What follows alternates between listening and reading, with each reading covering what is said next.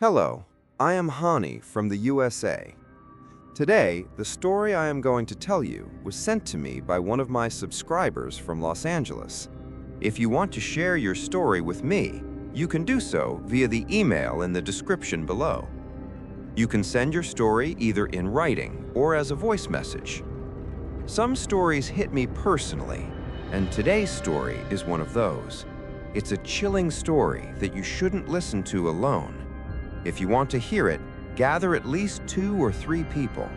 Keep the lights on. Do not listen to this story lying down at night, because after hearing it, you may not sleep. You might peek under your bed or lift your blanket to make sure no one else is there. So, let's begin. Sit comfortably and pay attention. My name is Naima. Normally, I am from New York, but currently I'm living in Atlanta with my husband, who works at a local tech company. As part of his job, the company provided us a house to stay in. The house is very old, built in a classic colonial style, with large spaces between neighboring houses. Each home has a lawn, a small park with swings for kids, and a tall boundary wall surrounding the property. Life here was wonderful when we first moved. Weekends were spent hanging out with family, and we were very happy in this new home. But slowly, strange things began to happen. Moments so unforgettable I could never forget them. I am one of your longtime subscribers, and I've listened to many stories myself. For a long time, I hesitated to share my own, but today, I finally gathered the courage. Before I start, I want to warn, if you don't believe in supernatural beings, this story may not be for you. Everything I say is true. There is not a single word of fiction here. These events happened to me personally. It all began right after my wedding in 2017. After our marriage, we received our visa for the USA, and my husband had already been working here. Shortly after, strange changes began. I had a constant feeling that someone was watching me, even when I was alone with my husband. I could never see them, but the feeling was so strong that it often terrified me. At first, it started with small things, which I ignored. I was happy with my marriage and didn't want these incidents to ruin my life. But little did I know, this was only the beginning of something far more sinister. The first incident happened late at night. My husband occasionally worked night shifts, about a week every month. During those nights, I was home alone, often afraid in that large old house. The area outside was completely silent, and the trees looked menacing in the dark. I would spend my nights either reading or listening to the Quran until I fell asleep. But one night, I couldn't sleep and went to the kitchen to make some snacks. From the kitchen, I could see the lawn outside and the small park. A faint light flickered in the corner, barely illuminating the swings. As I prepared food, I suddenly felt a presence, someone standing outside the window, just peeking in. I could feel their gaze, even though I couldn't see anyone. The feeling was so intense that my body froze. I tried to ignore it, but then I felt a smoky presence creeping in from the right side of the kitchen window, moving behind me toward the back of the kitchen. I couldn't move or turn my head, but I could feel it. It was as if some smoke, almost alive, was wrapping around me, pressing down, keeping me frozen. Suddenly, I felt a whisper near my ear, speaking in a language I couldn't understand. Its influence was so strong that I couldn't move a muscle. My mind was struggling, my body immobilized. It was like being hypnotized, controlled by an invisible force. Desperately, I started reciting Ayat al-Kursi in my mind. At first, I couldn't remember the words properly. Slowly, the words came back to me, and as I recited them, the whispering began to fade. The smoky presence started to retreat, and my control over my body returned. Even after this, nights remained terrifying. I began noticing a shadow outside my bedroom window, visible against the dim light outside. Every night, I felt the same immobility, as if someone or something was binding me, while whispering incomprehensible words into my ears. This was just the beginning of a series of events that would continue for months. After a few weeks, things started to feel stranger. One night, while my husband, Daniel, was at his night shift at the hospital, I was alone in our old Victorian-style house. The house had a very classic design: tall ceilings, vintage windows, and thick wooden doors. Even though the house was beautiful, its age gave it a spooky vibe at night. I remember that night clearly. I was in the kitchen, preparing a small snack because I couldn't sleep. The kitchen faced our backyard, which had a small garden with a playground for children. A faint light from the corner of the yard barely lit up the swings. The rest of the garden was dark, just shadows blending into the night. As I stood there, I felt something strange, like someone was watching me from the side. My body froze. I tried to ignore it, thinking it was just my imagination, but the feeling kept getting stronger. It felt as though someone was right at the kitchen window, peeking in. I told myself not to look directly, fearing that if I met this presence's gaze, it might notice me. My heart raced, and my hands went cold. It was as if my entire body was paralyzed, and I couldn't move even if I wanted to. Then, a strange, smoky shape began appearing in my peripheral vision. It slowly drifted along the back of the kitchen, near the counter. I could feel it, even though I couldn't see it clearly.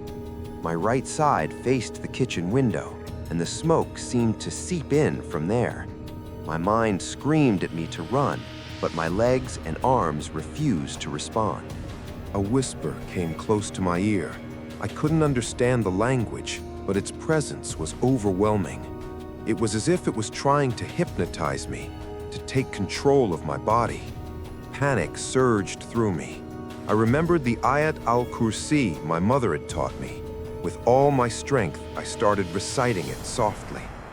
Slowly, I felt the smoky presence retreating. My body began to regain control, though I was still trembling. The fridge was on, the stove was on, yet I felt unable to act. Fear had rooted me in place.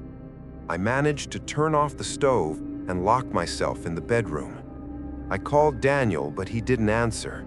Normally, he would pick up, but I guessed he was busy outside or at the hospital. I left him a voice message, praying that he would listen soon. My heart pounded as I clutched the Quran and started reciting verses aloud, hoping to protect myself. After a while, I noticed movement outside the bedroom window, a shadow against the curtain. I held my breath, eyes fixed. The curtain swayed as if someone was standing just outside, tall and inhuman. My fear escalated. I tried to focus on the recitation, praying for safety. Slowly, the shadow faded, and I felt slightly more secure. Even though I locked all the doors and windows, I could never be sure if this entity was completely gone. That night, sleep was impossible. Every creak in the house, every shadow made my heart race. I realized I was living with something that was invisible, yet terrifyingly real. In the following days, I noticed a man jogging along the trail behind our house. At first, I thought nothing of it, but over time, it became clear that he was always watching me. I could never see his face clearly, but he appeared every time I was out jogging, keeping a distance but following me. One evening, Daniel invited a friend over. As I peered from the window, I was shocked. The jogger was standing outside our house with Daniel. He was watching us constantly, almost like he was guarding or observing something. My anxiety grew. I told Daniel I didn't feel comfortable around this man, but he insisted he was harmless. Little did I know, this was just the beginning. The presence I had felt that night in the kitchen was connected, and my life was about to change in ways I never imagined. The days that followed were unbearable. Every morning, I woke up with a heavy sense of dread. Even though Daniel reassured me that nothing was wrong, I knew deep down that something was stalking us. And it wasn't just the man I saw jogging. One night, around 11 p.m., I was alone in the living room scrolling through my phone. The house was quiet, but I had this feeling that someone was inside with me. Then I heard it, the soft, deliberate sound of footsteps coming from the hallway. I froze. The footsteps stopped right outside the living room door. My heart pounded and my hands trembled. I wanted to call Daniel, but my phone battery was dead. I considered running, but fear held me in place. Slowly, the door creaked open, and there was nothing there, just an empty hallway, dimly lit by the night lamp. I thought I was imagining things, but then I saw it. A shadow, darker than the night itself, moved along the hallway floor. It wasn't human. Its shape was distorted, almost like it was stretching, trying to reach me. I backed away slowly, reciting prayers under my breath. The shadow froze for a moment, then disappeared into the corner of the room. My breathing was heavy, and I felt the cold sweat running down my back. I realized then that this wasn't a normal haunting. It wasn't just a ghost. It was something that fed on fear, something intelligent, aware of me. The next morning, Daniel came home early. I tried to tell him everything, but he laughed nervously. "Honey, you're overthinking. It's just the old house settling. You've been stressed lately," he said. But I could see the worry in his eyes. I knew he wasn't completely convinced either. That evening, I decided to check the backyard for any signs of the jogger or something unusual. As I stepped out, the wind suddenly stopped. The night felt unnaturally still, as if the world itself was holding its breath. Then I saw it. Footprints in the wet soil, leading from the swings to the back door. They were too big to be Daniel's, too deliberate to be an animal's. Panic surged. I ran back inside and locked all the doors. The fear had become unbearable. I knew I wasn't alone. Whatever was outside, whatever had been inside that night in the kitchen, it wasn't finished with me. Later that night, as I tried to sleep, I heard whispering again. This time, it wasn't from a single direction. It was all around me, inside the walls, in the vents, in the shadows. I could barely understand the words, but they sounded like a warning. Something terrible was coming, something that had been waiting for me. I tried calling Daniel, but again, no answer. My phone's signal was gone. It felt like the house had been cut off from the rest of the world. And then I saw movement from the corner of my room. A figure, tall and thin, standing silently, staring at me. I couldn't see its face, but I could feel its eyes burning into my soul. I screamed, but no sound came out. My body refused to move. The figure started approaching slowly. I realized then that I had only one option: to run, to survive. I grabbed the Quran and ran toward the front door, but when I opened it, the figure was gone. The night was empty. The garden was still. Yet I knew it hadn't left. It was just waiting, watching, planning its next move. That was when I realized something horrifying. This entity was connected to our house, to our life here. No matter where we ran, no matter how much we prayed or locked the doors, it would always find us. I didn't sleep that night. I stayed awake, clutching the Quran, listening to every sound, every whisper, every creak. And deep down, I knew the worst was yet to come. That night, I didn't sleep. Every sound made my heart race. The whispers had returned, louder this time, circling the room. It felt like the walls themselves were alive, breathing, watching me. Suddenly, the lights flickered and went out. Darkness swallowed the entire house. I could barely see my own hands in front of me. Then I heard it, a slow, dragging sound, coming from the hallway outside my room. Something was moving toward me. I grabbed a flashlight and pointed it toward the door. Nothing, but the shadows on the walls twisted unnaturally, like they were alive. Then I saw it. A figure standing at the end of the hallway, its head tilted unnaturally, its eyes glowing faintly red. I froze. The figure didn't move, but I could feel its presence pressing down on me, suffocating me. My mind screamed to run, but my legs refused. I whispered prayers, hoping it would stop, hoping it would leave. Then, suddenly, it vanished, just like that. But the feeling of dread stayed. I knew it hadn't left. It was hiding, waiting for me to lower my guard. The next morning, I noticed something disturbing. The walls had marks, scratches, deep and jagged, almost like fingernails trying to claw through. And on the floor, near my bed, were footprints, not human, and far too large to belong to Daniel or me. I tried talking to Daniel, but he brushed it off. "Honey, it's your imagination. You've been stressed, that's all." But I couldn't ignore what I had seen, what I had felt. Something was in our house. Something dangerous. That evening, I decided to set up cameras, hoping to catch whatever it was. I placed them in every corner, in the hallway, near the windows, even in the backyard.